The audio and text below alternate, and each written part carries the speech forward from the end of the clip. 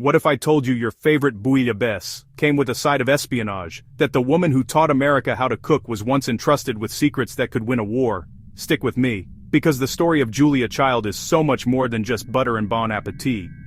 Before she was a television icon, Julia Carolyn McWilliams was a towering figure in more ways than one. Standing at an impressive 6'2", the Pasadena, California native was a vivacious, adventurous spirit with a degree from the prestigious Smith College. She had a passion for life and a hearty appetite, but professional cooking, that wasn't even on her radar. Her ambition was to contribute, to do something significant, especially as the world plunged into conflict. Story time. During World War II, Julia Child wanted to join the military, but her height disqualified her from the Women's Army Corps. Undeterred, she set her sights on Washington, D.C., and landed a job with the Office of Strategic Services, better known as the OSS, the direct predecessor to the CIA. Now, let's get one thing straight. She wasn't a gun-toting field agent. Her initial role was as a typist, but her intelligence and organizational skills quickly became apparent. She was promoted to a research assistant in the Secret Intelligence Division. Her work was vital. She developed a system for tracking officers and messages, a complex web of information that was critical for operations in the Far East. This wasn't just filing, it was the nervous system of wartime intelligence.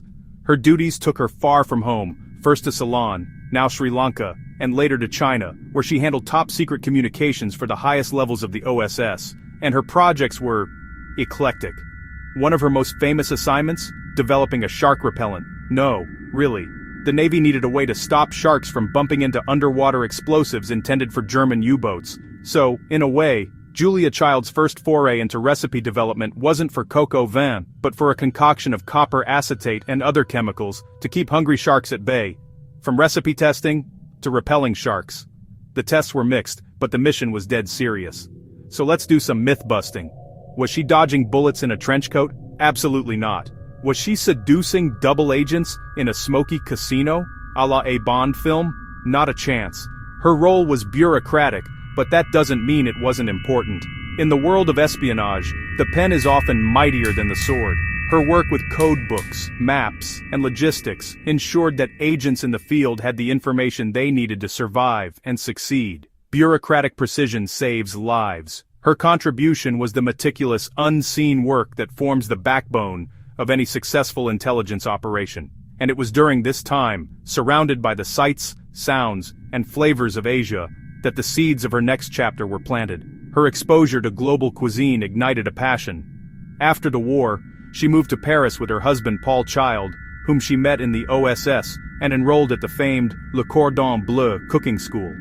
The rest, as they say, is culinary history.